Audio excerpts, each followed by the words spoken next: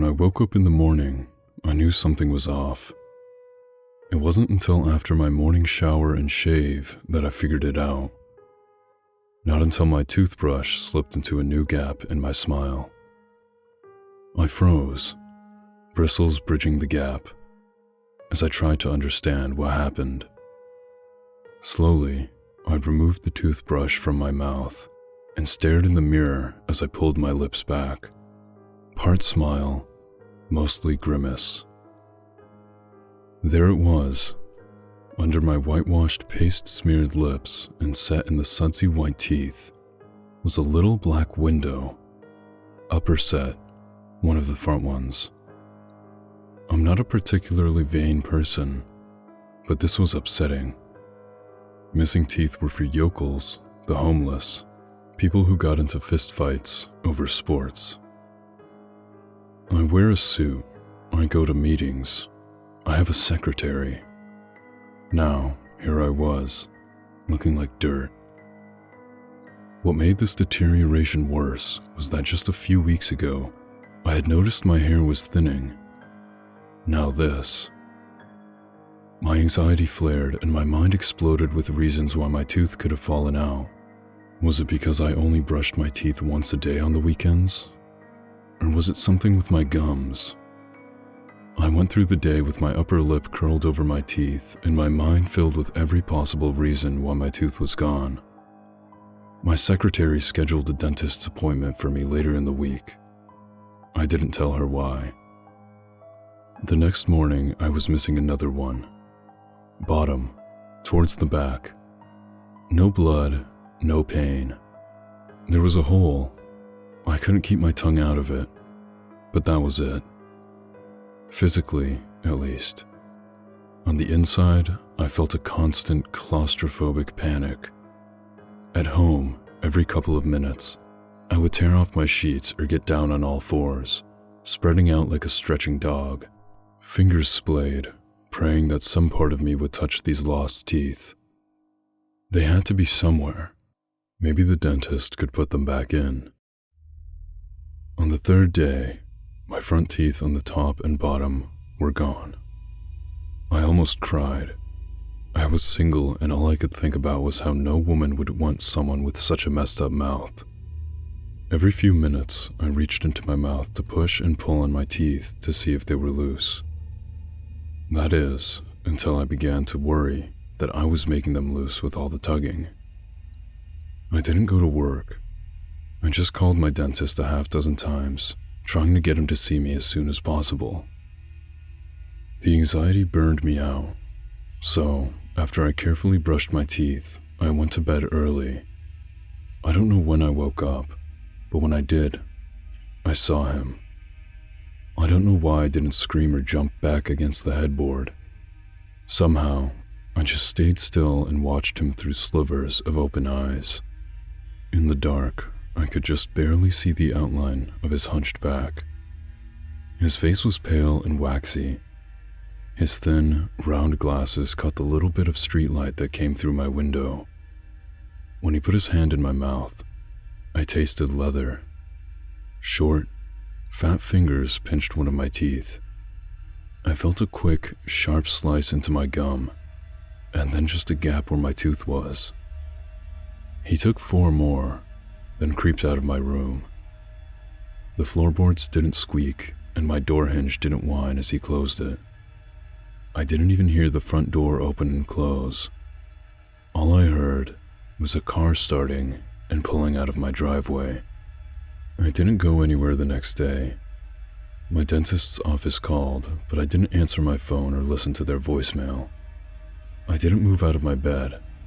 The hunger didn't bother me. I had fewer teeth than a jack-o'-lantern, and I couldn't imagine trying to chew with my asymmetrical maw. My mouth was dry, but when I thought about water, I thought about floods and mudslides washing away hills and houses, and gums and teeth sliding down the back of my throat on a wave. I couldn't call the police. A man is stealing my teeth at night might as well be the password for a mental asylum. Instead, I tried to fight sleep. Every light was turned on, every TV on its loudest setting, my stereo cranked to its limit. When I woke up, it was in the silent dark, and he was there. He took 3 more that night. When he left, I followed. Where I walked, floorboards squeaked and hinges whined, but he didn't look back. I saw his car, some old steel boat with fins and white walls. After he pulled out, I ran to my car and went after him. He had to know I was behind him. I kept my distance because that's what spies and detectives do in movies, but at this time of night, we were the only 2 cars on the road, and I realized he's seen my car before. We headed for the boondocks, rural roads I'd never been on. They were dark and narrow, turning back and forth, rising up into fog, then dipping down again. Trees flanked us, no moon or stars, just headlights that shined on the reflective markers on the guardrail. I didn't know what time we started, but it felt like we'd been driving for hours. Maybe he was trying to lose me, but I hadn't seen any other roads. Finally, after a long, curving ride up and then down a mountain, I started to see familiar roads. This guy was messing with me. All we did was go in a big circle. These were the streets that took us out into the backwoods. The exact streets. We were going back to my house. But it wasn't my house. It looked like my house, but at my house the mailbox is to the right of the driveway. Here, it's to the left. And in the yard was the birch tree I had cut down 2 years ago. He parked his car and walked inside. I followed right behind. I knew where he was going and how to get there. The layout was the same as my house, only the furniture was in different places. I walked back to my bedroom and pushed the door open with my fingertips. He had turned on a small lamp on the nightstand. Mine had 3 drawers. This had 2. And he was already at work. In my bed, under the covers, was a lump of flesh. Someone, maybe the man, had sculpted crude arms and a neck and a soft, dented jawline. On the top of its head was an uneven, sparse tuft of hair, brown, same shade as mine. 2 small holes for a nose, angular divots where the eyes should be. The sheets rose and fell with shallow breath. I watched him open up the lump's lipless, ovoid mouth and with crafter's precision, carefully set my teeth into its gums. After they were in, he grabbed them, wiggled them, tugged on them. They wouldn't budge. Slowly, he turned from his work and looked at me. His face was yellow in the dim lamplight. The eyes behind the glasses were little more than pinpricks of pupil. Over his shoulder, the lump stirred.